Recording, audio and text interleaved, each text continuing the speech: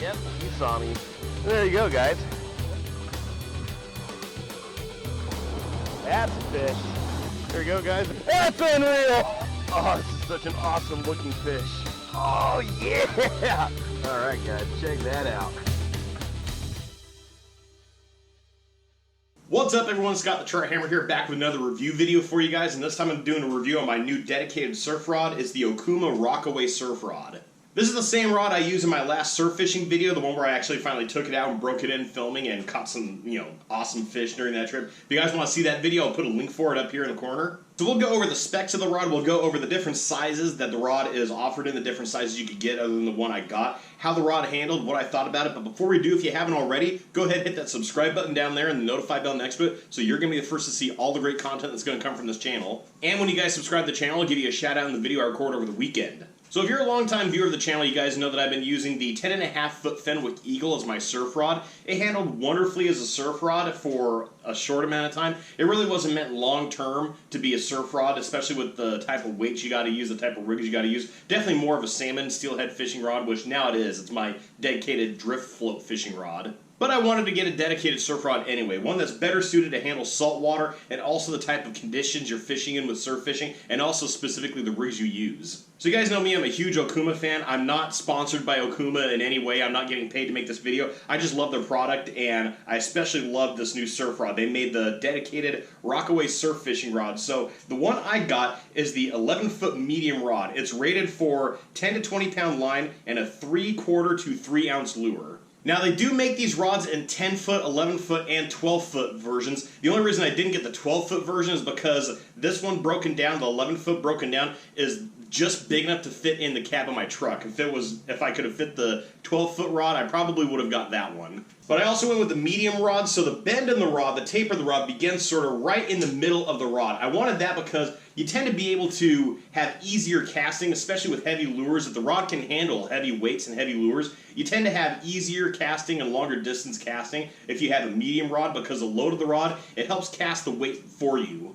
Then bigger fish just feel more fun to fight on a lighter rod. So that's the reason why I didn't go with the medium heavy version. But like I said, it's rated for a 3 ounce weight, and that is perfect for what I fish because the two weights that I use in the Oregon surf, and it really depends on the conditions when I'm surf fishing, whether I'm going to use a 2 ounce or a 3 ounce weight, is how bad the surf is, how bad the wind is. So this is it's in the perfect weight range for what I use. And I also paired it up with the size 40 Pflueger Trion, and I used 30 pound P-line XTCB8 braid as a main line. Now, one of the best things about these rods is they have Zirconium Inserts. Now, if you guys are new to saltwater fishing, and even if you're experienced with saltwater fishing, you know the number one issue is saltwater corrodes metal. And the longer you let saltwater sit on metal, the worse it's going to get. It's going to break down, it's going to dissolve, and your gear isn't going to last as long, which is why when you go saltwater fishing, when you're done, you want to use a mist setting on your hose and just go through and rinse off all the inserts, rinse off the entire rod,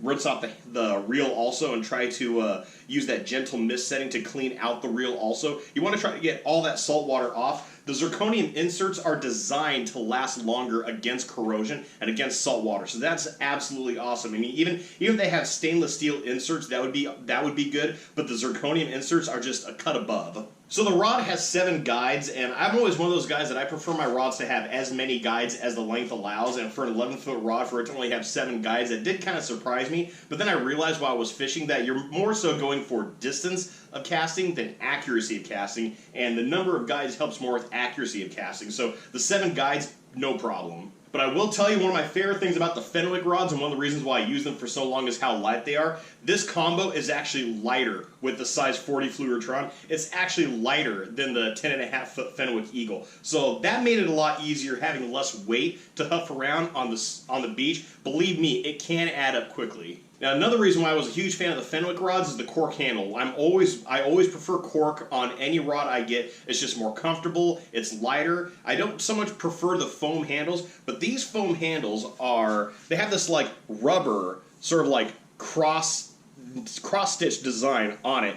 These things are so freaking comfortable. I never lost my grip on this rod. I never felt like I was going to lose control of this rod. And the increased grip you have and how much less slip there is with that sort of lattice rubber on the handle is far better than if it was just cork or foam by itself. So yeah, if you guys watch that video I linked, you guys will be able to see that I made some pretty far distant bombing casts with this thing with just a 2-ounce weight. I was able to get nearly 70-yard casts. So the rod definitely casts really well. Now when I was fighting fish, that was the only thing that I guess it's something that I more so have to get familiar with the rod. I don't know if it's more a problem with me or a problem the rod had, but every fish felt huge. Now I know medium rods, fish feel bigger and bigger fish feel like monsters, and I did catch my personal best on that trip, but it felt like every fish I was catching I started to get excited for. I pulled out and it's a silver perch only about the size of my hand. So if you do get this rod, that is something you're going to have to get used to. But along with that, I know I'm going to keep going back and forth with the Fenwick, but that was my surf rod before I got this rod. One of my favorite things about that rod also was the sensitivity in the tip. It had a really soft tip. You felt any little tiny nick the fish was trying to give you. This one, also just as sensitive. I didn't think it was going to be as sensitive as I dance the tip of my rod here. It doesn't move as much as the Fenwick does, but there was plenty of sensitivity. I was feeling those really soft bites that the perch were giving me that day. And another plus this rod has over the Fenwick rod is the size of the guides. The Fenwick rod had a lot smaller guides, which is why I had to use the FG knot going from my main line to my leader, and that's a knot that takes a long time to tie, but it's easier to get through those smaller guides. These rods actually have larger guides. Here, I'll show you the top guides here on this section. So you see, the guides are a lot larger than most other rods, so a double uni knot slides through these guides pretty well, doesn't get hung up, it doesn't feel like you're going to knock a guide out, and it doesn't feel like you're going to break your leader knot. So I did have 2 criticisms for this rod. I did have 2 problems with this rod, and surprisingly it's nothing from here up, it's actually from here down. Number 1 problem I had is the reel seat. I kept tightening this thing down all the time during that fishing trip, and it felt like it was coming loose. It kept feeling like that the reel was having some play in the reel seat. So I do wish that it had a little better reel seat, one that I didn't have to tighten so much and one that actually keep the reel in place. The other one is the length of the butt of the rod. Now, I understand that the purpose of a long butt of a rod is so you keep it in your armpit, so when you're going to set the hook on a fish, especially when you're fishing for larger fish, you have your torso and your core to help leverage setting the hook, so you don't have to just use your arms, you don't just have to use your wrists. But I'm surf fishing, I'm not really catching huge fish out there, and I'm also really mobile, and it does kind of hinder your ability to cast unless you keep your hand up close to the reel, but then you have this huge butt section of the rod that's going to get in your way. You're going to hit something when you cast. Both of those criticisms, I figure, are for doing something completely different.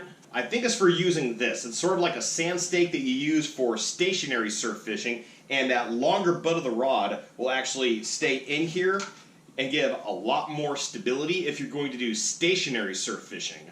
Which is not something I do, but I do have the capability to do. If that's something you prefer, this absolutely will be the rod for you. But me personally, I am very satisfied with this rod. I do need a dedicated surf rod, and that's why I went with this, and I wanted it from a company that I trust, a company that I'm familiar with. If I had to give my honest rating for this rod, I would give it a 3.5 out of 5 stars. Now, the reason for that low rating are because of my personal style of fishing. I wish it had a shorter butt, and I wish it had a better reel seat. But other than that, this thing's going to last me a long time because of these Zirconium Inserts. The design of the rod is made for saltwater fishing. It's going to last longer. It's designed for the type of fishing that I'm going to do with it, so, that I'm very pleased with. But I want to know what you guys thought down in the comments below. I want to know what you guys thought about my review of the rod. If you guys have this rod, or if you have a better surf fishing rod in your opinion, please talk about it down in the comments below. If you guys want to see my other surf fishing videos where I've used this rod and I've used the old Fenwick rod, and you guys want to know what I'm talking about, I'll put a link for that playlist right up here. And again, if you guys haven't already, please hit that subscribe button down there and the notify bell next to it so you're going to be the first to see all the great content that's going to come from this channel. And when you subscribe, I'll give you a shout out in the video I record over the weekend.